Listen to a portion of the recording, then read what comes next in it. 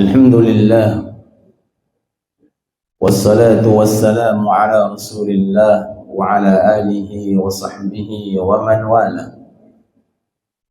رب اشرح لي صدري ويسر لي أمري واحلل عقدة من لساني يفقه قولي سدد لساني واهدي قلبي بحق سيدنا وحبيبنا وشفيعنا ورسولنا سيدنا ومولانا محمد.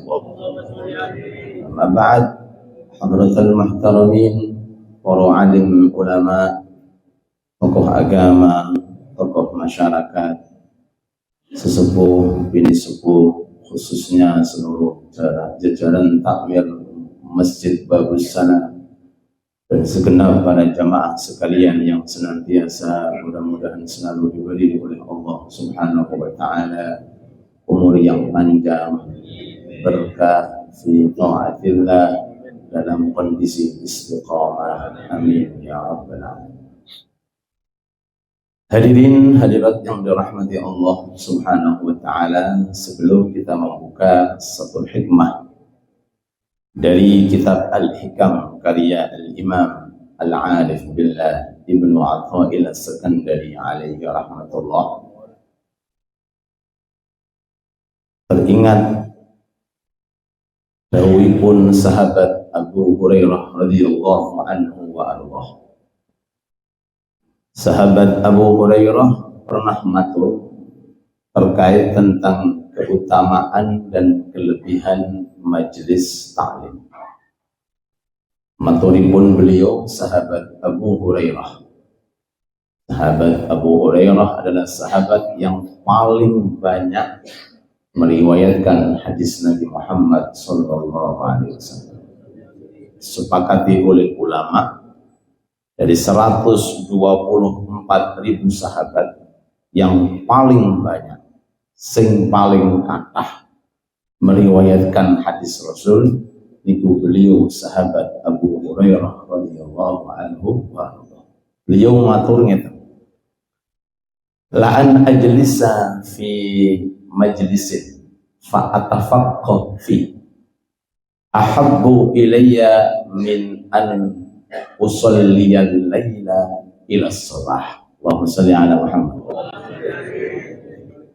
Jikalau seandainya aku dikasih oleh Allah Ta'ala taufik bisa menghadiri majelis taklim sesaat, napa Pak?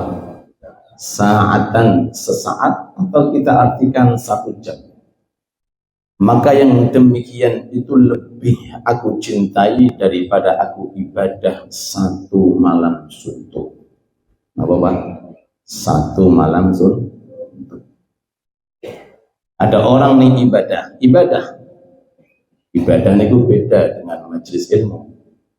Ibadah niku maos Quran, ibadah niku zikir, ibadah niku sholat. 1 malam, mulai tenggelamnya matahari sampai terbitnya fajar.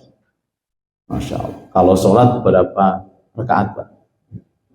Kalau zikir berapa ribu zikir? Kalau mau Quran kira-kira sampai juz mana? Niku tidak bisa membandingi, mengalahkan hadir panjenengan majelis taklim walaupun hanya 1 jam. Bagaimana kalau 2 jam, 3 jam, 4 jam, 5 jam? Bagaimana kalau orang tersebut memiliki rutinitas? Mungkin sehari sekali, seminggu sekali, sebulan sekali, setahun sekali. Punten Pak, ngaji setahun sekali. Allahumma shalli ala Muhammad. Sampai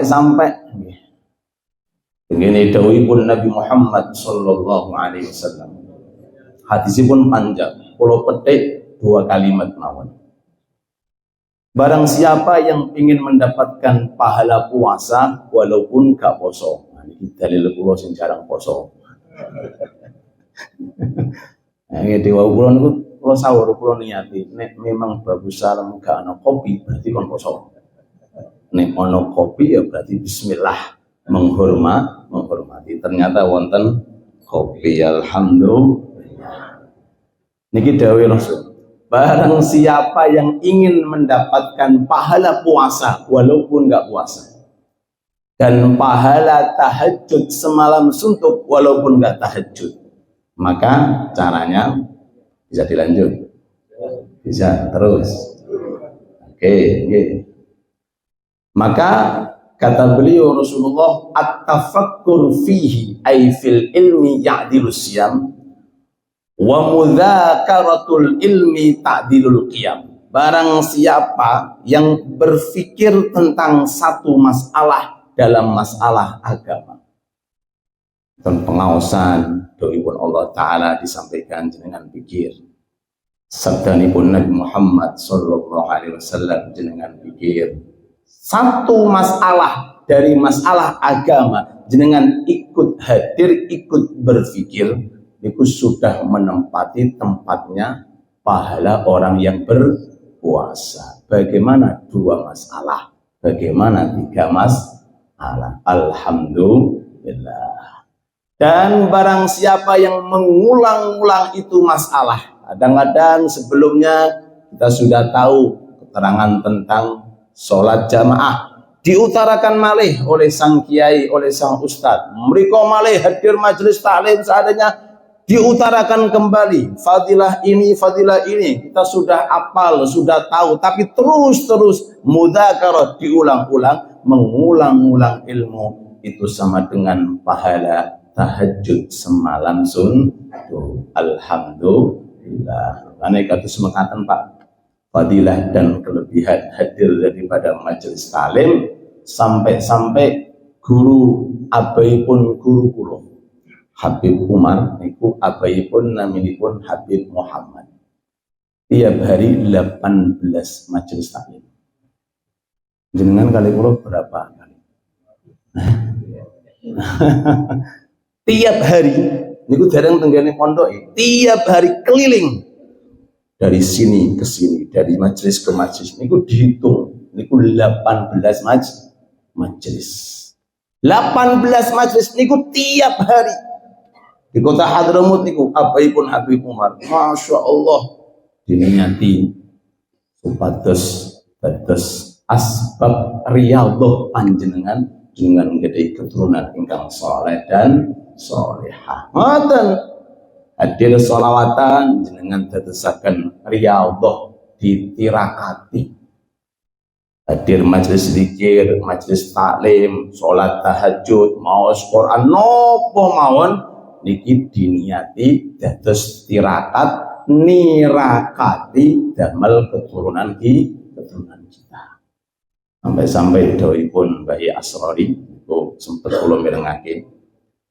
Kalau ada orang tirakat poso ra kuat, kaya sing ngomong. Tirakat tahajud gak kuat. Tirakat maca sholawat sing akeh, jangan ngomong ra kuat nggih, ra kuat. Tirakat ngoja ngaji gak kuat.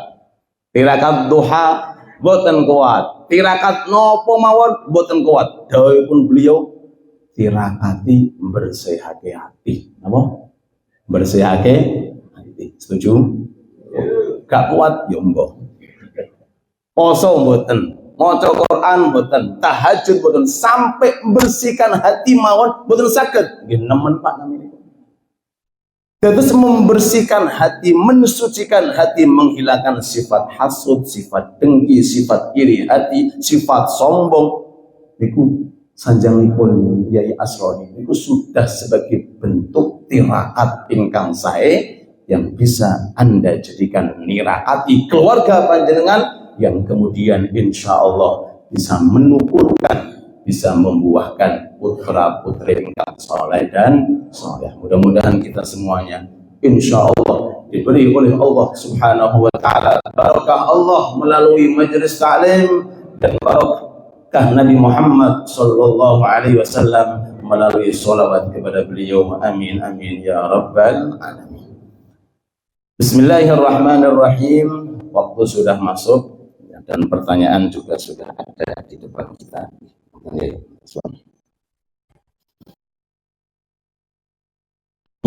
Beliau Al-Imam Ibnu Athaillah As-Sakandari, beliau berkata dawuh tengene kitab Al-Hikam, man asyaraqat bidayatuhu asyaraqat nihayatuhu. Allahumma shalli ala Muhammad. Man asyaraqat bidayatuhu, barang siapa diberi oleh Allah Subhanahu wa taala dalam permulaan berjalan menggapai ridhonya Allah, dikasih semangat yang memacu bagaikan seperti sinarnya matahari. Masya Allah, semangat ibadah seperti pancaran sinar matahari. Maka di ujung perjalanan orang tersebut akan dicurahkan oleh Allah Subhanahu wa taala pancaran cahaya dari Allah Subhanahu wa taala. Maksudnya ngeten. Kadang-kadang manusia di dunia itu dititipi oleh Allah taala proyek akhirat. Proyek akhirat. Ono sing dititipi proyek dunia. Jenengan sing pundi, Pak? Dunia. Kompak dunia. Proyek akhirat dari permulaan niku rutinane kewatah, nggadai keistiqomahan dalam amal sunnah niki mboten kaitung-itung, dan dikasih kemudahan oleh Allah Subhanahu wa taala. Semangat menggila, memacu, seneng, sergep untuk menjalankan amal-amal soleh. Bahasa kula niku proyek akhir jamaah iso, jamaah saged ngaji, saged hadir zikir, saged tahajud, saged Quran wonten. Masya Allah, sehari semalam itu enggak kehitung-hitung, Pak. Jenenge amal taat dan perbuatan soleh yang dikirimkan oleh Allah Subhanahu wa taala kepada orang tersebut itu luar biasa, dan itu diistiqomahkan. Maka tunggu saatnya nanti Allah Subhanahu wa taala akan memberikan kepada orang tersebut cahaya-cahaya tertentu berupa pemberian-pemberian khusus dari hasil capeknya, letihnya untuk menjalankan istiqomah berupa amal soleh. Mudah-mudahan Allah Ta'ala kabulkan doa-doa kita dan diterima amal-amal soleh kita. Amin ya rabbal alamin. Sebaliknya, wonten tiyang niku jamaah boten saged ngaji, boten saged selawat melungker maca Quran abot duha arah sawasan mergawe semangat golek duit sukses, proyoke lancar, kerjane lancar, duite akeh, rekenenge akeh. Pilih pundi, Pak? Sing ngarep apa sing nomor loro? Karo-karo ni fid dunya hasanah wa fil akhirati angel, Pak. Sesuai kalian sabda Nabi Muhammad sallallahu alaihi wasallam, innallaha ta'ala yuqsimu lakum arzaqakum kama akhlaqakum kama yuqsimu lakum arzaqakum. Allah Subhanahu wa ta'ala telah membagi-bagi kepada hambanya terkait tentang urusan akhirat seperti Allah Ta'ala membagi-bagi terkait urusan dunia. Urusan dunia Allah Ta'ala ngasih rezeki beda-beda, Pak. Beda-beda. Kadang-kadang umurnya sama 50, didelok rumahnya beda, mobilnya beda, duitnya beda. Padahal kadang-kadang sekolahnya sama, Masya Allah. Pekerjaannya pun kadang-kadang sama, punya kelebihan juga sama, tapi urusan rezeki yang menentukan adalah Allah. Sebaliknya ngoten. Ada orang nih baru umur 35, 40, masuk 50, Masya Allah, Pak, wabah syariat yang dibawa oleh Nabi Muhammad SAW sudah pernah dilakukan. Sudah pernah napa? Dilakukan. Nopo mawon sing dibeto kalian Rasulullah, urusan sing wajib nopo urusan sing sunnah pernah dilampahi dan sudah menjadi istiqomah untuk dilampahi. Allahumma sholli ala Muhammad. Kembali kepada siapa? Kembali kepada Allah. Hanya Allah Ta'ala yang bisa menentukan dan yang telah membuat, begitu pula yang telah membagi-bagi urusan ilmu, urusan taat, urusan ibadah. Sanjange abah kula niku. Klopo sak janjang iku isine beda-beda, Pak. Klopone sak janjang, wite siji. Sak janjang isine 10, sedoso, wite setunggal, tapi ketika dikepruk beda-beda, ana sing legi, ana sing pahit. Nggih. Napa maksudnya? Nggih ngeten iki Allah Ta'ala menentukan hambanya baik terkait urusan dunia maupun terkait urusan akhir.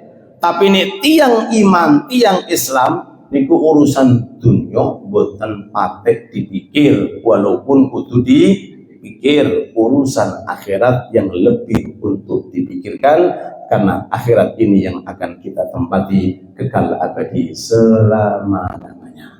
Mudah-mudahan majelis kita diberkahi oleh Allah, ilmu kita diberkahi oleh Allah, dan amalan taat insyaallah dikabulkan oleh Allah. Dan kita sudah masuk bulan Rajab, mari kita manfaatkan bulan Rajab sebaik mungkin untuk memperbanyak istighfar dan bertobat kepada Allah Subhanahu wa Ta'ala. Hadirin hadirat yang dirahmati Allah Subhanahu wa Ta'ala, kembali barang siapa nanti definisinya seseorang akan diberi oleh Allah Ta'ala kemudahan, kegampangan, keajekan, keistiqomahan, semangat untuk ibadah, maka tergantung bagaimana kita memulai taat tersebut. Permulaannya memang berat, gini apa betul? Permulaannya berat. Orang sergap jamaah, namun tiba-tiba kun fayakun, betul sakit, Pak. Ada pengorbanan, ada perjuangan, ada letih dan susahnya, ada sisi beratnya. Urusan jamaah, urusan ngaji, ingatan. Mungkin sing kurang kulino, mungkin ngaji suwi kosat, baru jam piro. Nggih, tapi nek wis penggaweane ngaji, wis senengane zikir, senengane taat, kadang-kadang wonten ulama 3 jam, Pak. Betul geser dari tempat duduknya. Nek kula niki setengah jam wis geser. 3 jam anteng angker. Allahu Akbar. Nggih. 3 jam, Pak. Nggih. Habib Salim Syatiri. Nggih, ngertos Habib Salim niku nek ceramah 3 jam biasa, Pak. Napa? Jenengan siapa ngaji 3 jam? Hah? Kula mboten siap. No, apa 3 jam, apa sing diutarake? 3 jam niku biasa. Majelis taklim teng mriku hadrumut niku masyaallah Pak, panjang. Daleme suguhane air putih. Napa? Air putih wis selesai 2 jam, 3 jam. Beliau Habib Salim Syatiri kalau tausiah niki kadang-kadang sampai 3 jam, Pak. Ngaji dulu. Dari mana itu asalnya? Memang latihannya sudah memang latihannya dilatih dari permulaan, ditunjukkan hati dan pikiran kita untuk cenderung kepada amal-amal yang diridhai oleh Allah Subhanahu wa Ta'ala. Dan mungkin panjenengan sudah bisa merasakan, mungkin yang dulu mungkin belum mengenal duha, kemudian istiqomah 2 rakaat, tuh kok 2 tok rek akhirnya nambah 4 rakaat, terus akhirnya sakit nambah sampai 8 rakaat. Dengan saling tahajud mungkin cuma 1/4 jam sebelum subuh, akhirnya diistiqomahkan bisa sakit setengah jam sebelumnya, bahkan 1 jam sebelumnya, kalau bisa ditambah sebelum sebelumnya. Guru-gurune guru kula Habib Ali bin Syihab, termasuk tokoh ulama besar di Hadramaut, bangun jam 2 pagi niku maturi nak karipan napa? Jam pinten, Pak? Jam 2 ngomongnya karipan, awak dhewe gawe wis wali niku. Jam 2 bangun matur kali bojone, Bu, cepet Bu, karipan Bu. Ya karipan. Maksudnya napa? Kelangan akeh awak dhewe. Niku jam 2. Jam 2. Ya Allah, Bapak. Nah, kesana arahnya orang-orang seperti itu dari mana timbulnya? Memang dari permulaan sudah dilatih, sudah dibiasakan untuk melakukan amal-amal yang diridhai oleh Allah Subhanahu wa Ta'ala. Kalau seseorang itu sudah senang dan sudah istiqamah untuk menjalankan amal soleh, insya Allah walaupun usia sudah tua, walaupun masa yang akan datang, insya Allah akan diberi kemudahan oleh Allah Subhanahu wa Ta'ala dalam bidang istiqamah amal-amal yang diridhai oleh Allah Subhanahu wa Ta'ala. Mudah-mudahan sekelumit hikmah yang kita sampaikan bisa memberikan manfaat untuk kita semuanya, dan mudah-mudahan majelis taklim hari ini diberkahi oleh Allah. Mudah-mudahan berkah untuk kita dan keluarga kita, dan mudah-mudahan apa yang menjadi maksud dan harapan kita insya Allah dikabulkan oleh Allah Subhanahu wa Ta'ala. Monggo kula ajak sejenak untuk mengucapkan istighfar rajat 70 kali, Rabbi firli warhamni wa tub alaih, dengan harapan mudah-mudahan jasad kita dijauhkan dari siksa api neraka. Amin ya rabbal alamin. Rabbi firli warhamni wa tub alaih, Rabbi firli warhamni wa tub alaih, Rabbi firli warhamni wa tub alaih, firli warhamni wa tub alaih, Rabbi firli warhamni wa tub alaih, warhamni wa tub alaih, Rabbi firli warhamni wa tub alaih, Rabbi firli warhamni wa tub alaih, Rabbi firli warhamni wa tub alaih, Rabbi firli warhamni, Rabbi firli warhamni wa tub alaih, Rabbi firli warhamni wa tub alaih, Rabbi firli warhamni wa tub alaih, Rabbi firli warhamni wa tub alaih, Rabbi firli warhamni, Rabbi firli warhamni wa tub alaih, Rabbi firli warhamni wa tub alaih, Rabbi firli warhamni wa tub alaih, Rabbi firli warhamni wa tub alaih, Rabbi firli warhamni wa tub alaih, warhamni wa tub alaih, Rabbi firli warhamni wa tub alaih, Rabbi firli warhamni, Rabbi firli warhamni wa tub alaih, Rabbi firli warhamni wa tub alaih, Rabbi firli warhamni wa tub alaih, Rabbi firli warhamni wa tub alaih, Rabbi firli وتب علي ربي في لي وارحمني وتب علي ربي في لي وارحمني وتب علي ربي في لي وارحمني وتب علي ربي في لي وارحمني ربي في لي وارحمني وتب علي ربي في لي وارحمني وتب علي ربي في لي وارحمني وتب علي ربي في لي ربي اغفر لي وارحمني وتب علي ربي اغفر لي وارحمني وتب علي ربي اغفر لي وارحمني وتب علي ربي اغفر لي ربي اغفر لي وارحمني وتب علي ربي اغفر لي وارحمني وتب علي ربي اغفر لي وارحمني وتب علي ربي اغفر لي وارحمني ربي اغفر لي وارحمني وتب علي ربي اغفر لي وارحمني وتب علي ربي اغفر لي وارحمني وتب علي ربي اغفر لي ربي اغفر لي وارحمني وتب علي ربي اغفر لي وارحمني وتب علي ربي اغفر لي وارحمني وتب علي ربي اغفر لي وارحمني ربي اغفر لي وارحمني وتب علي ربي اغفر لي وارحمني وتب علي ربي اغفر لي وارحمني ربي اغفر لي وارحمني وتب علي ربي اغفر لي وارحمني وتب ربي اغفر لي وارحمني وتب علي. الفاتحة.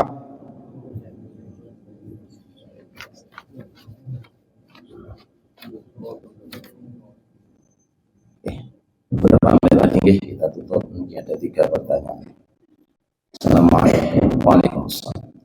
Pak Ustadz, apakah benar merendahkan orang hukumnya dosa besar? Apa meremehkan orang, merendahkan orang, apakah hukumnya dosa besar? sesuai dengan apa yang saya ketahui, dosa besar itu memiliki definisi.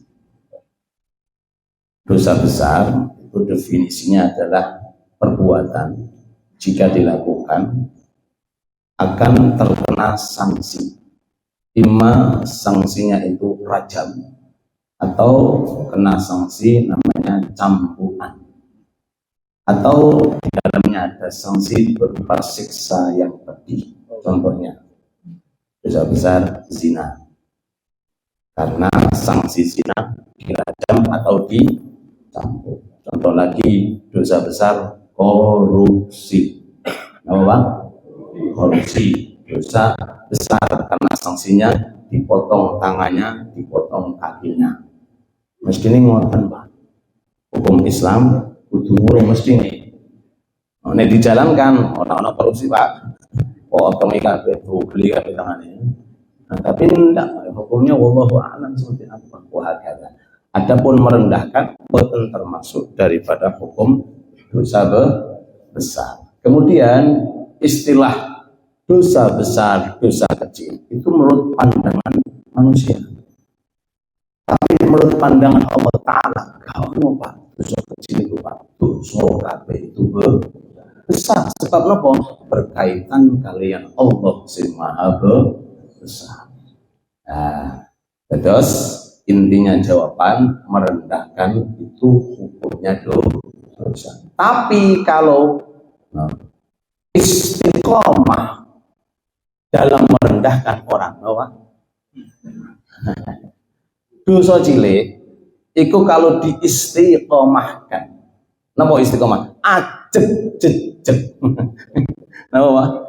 Merendahkan orang terus bisa juga berubah menjadi dosa besar. Makanya perintah kita di dalam Al-Quran, inna akramakum indallahi sing ngerti menungso niku pangeran, Pak. Sing ngerti menungso sinten? Pangeran. Bahkan kita pun nggak tahu siapa kita, yang tahu hanyalah Allah. Kalau kita punya prinsip bahwa manusia itu yang mengetahui kemuliaan atau tidaknya itu di sisi Allah, maka kita harus bersikap lebih hati-hati.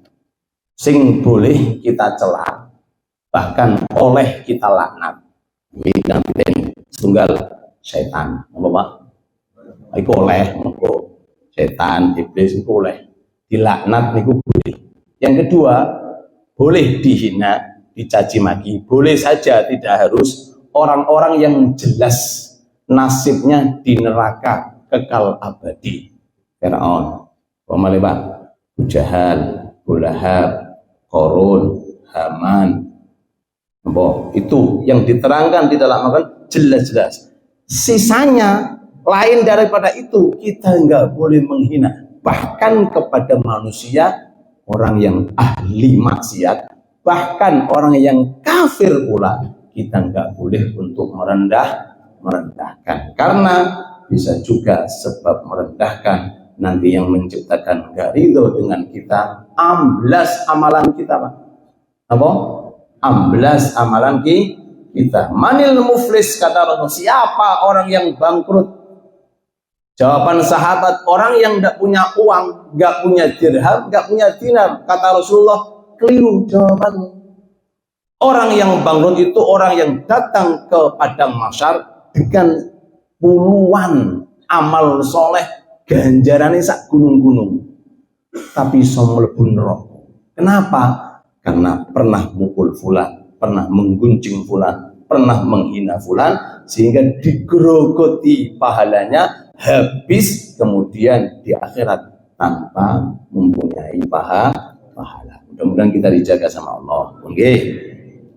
Istri setiap hari keluar rumah suami cuma diem, bagaimana hukumnya? Oh no, wongnya teko, cek nemen nih wong lanang ini. Hah? Loh, ini jenenge barang mulia napa mboten iki bojone ini? Barang ngurus lu, astagfirullahaladzim. Niki jeneng Loh, Pak. Nggih. Loh, jangan cinta kali istri mboten. Kak kompa. Nek senengan jenengan cinta kali istri jenengan perhatiake. Begitu pula seorang istri, aku kok gak dituturi ya, kok dibeno, harus bahaya Pak.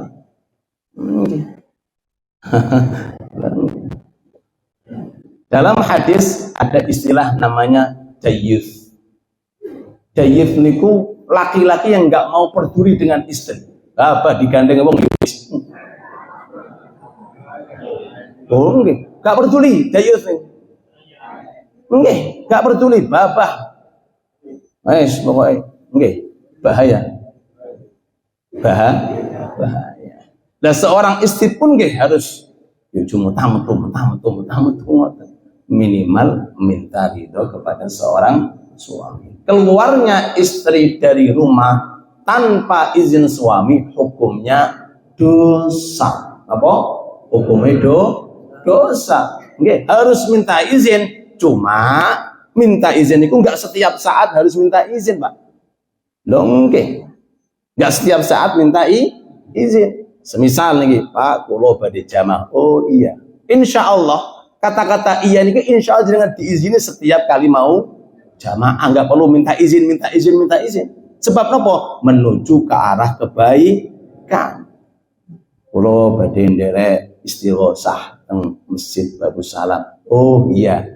Niku izin pertama, niku insya Allah sudah bisa mewakili izin-izin yang lainnya. Kenapa? Karena ke arah nek mau ke mall kudu izin selalu, napa? Ojo diwakili izin pertama sudah los boten. Nah, jadi kembali kepada kemana arahnya seorang istri ketika keluar dari rumah. Yang jelas setiap istri mau keluar dari rumah maka harus minta izin. Dan maaf ada orang semacam ini kok modele mboten perhatian kali seorang istri kita mbobi wallahu a'lam. Itu sebutannya dayuth. Dayuth niku napa bahasane iki?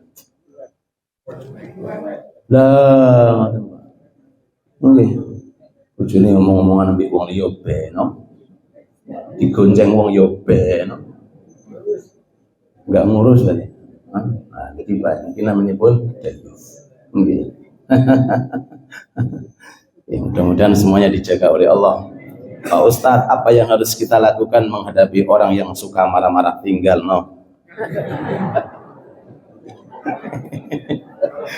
Loh, marah-marah dengan openi. Tinggalkan aja gitu. Mungkin.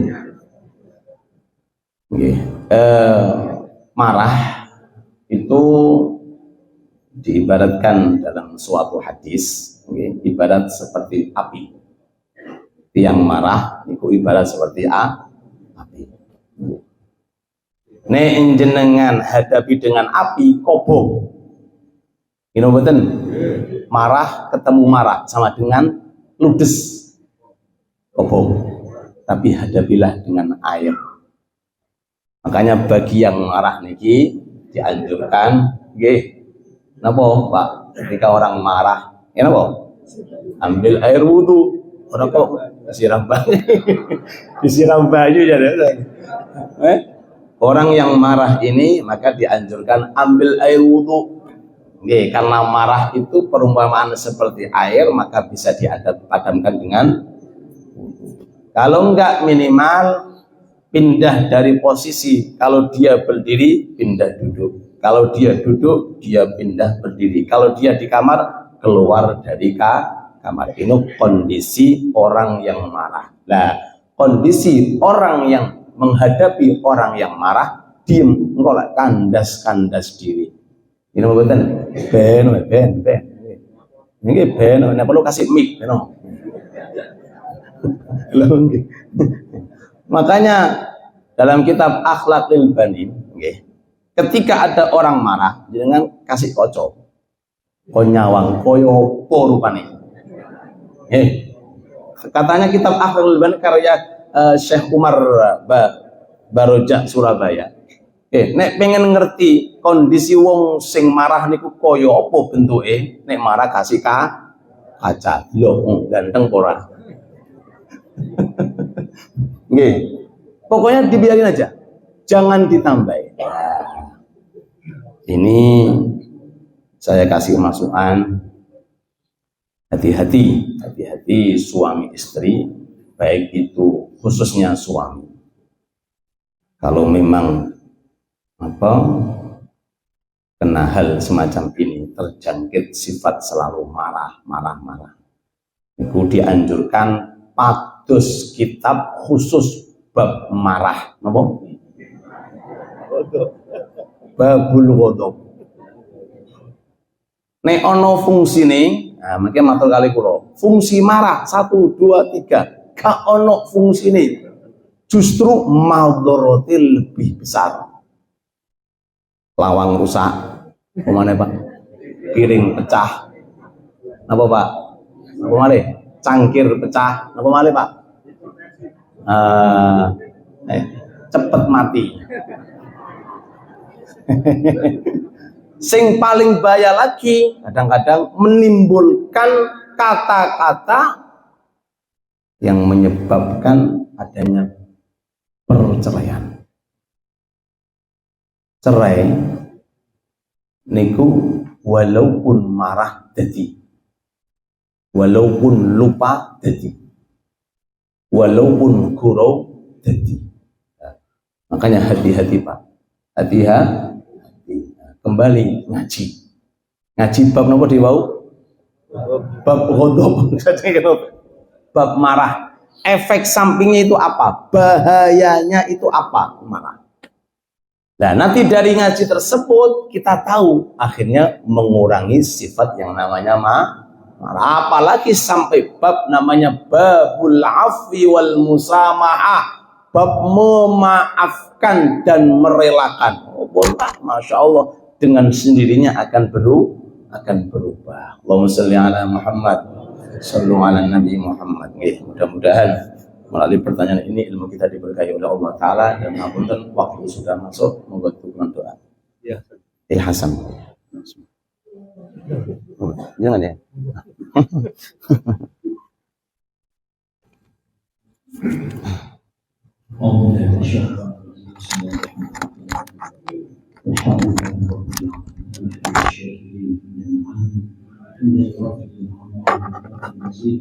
يا ربنا لك الحمد كما ينبغي لجلالك وعظمتك.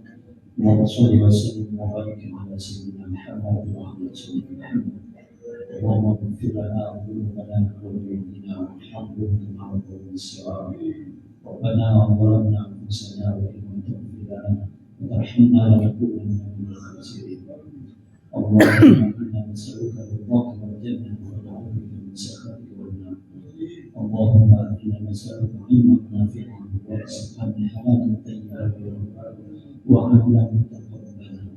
اللهم اجعل جمعنا هذا جمعا مرحوما واجعل تفرقنا من بعده تفرقا معصوما ولا تدع فينا ولا معنا شقيا ولا محروما.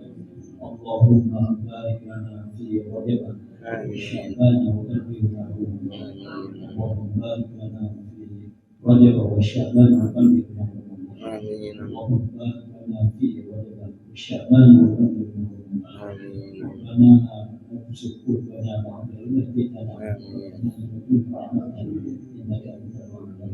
ربنا تقبل منا إنك أنت السميع العليم وتب علينا إنك أنت التواب الرحيم. ربنا آتنا في الدنيا حسنة وفي الآخرة حسنة وقنا عذاب النار.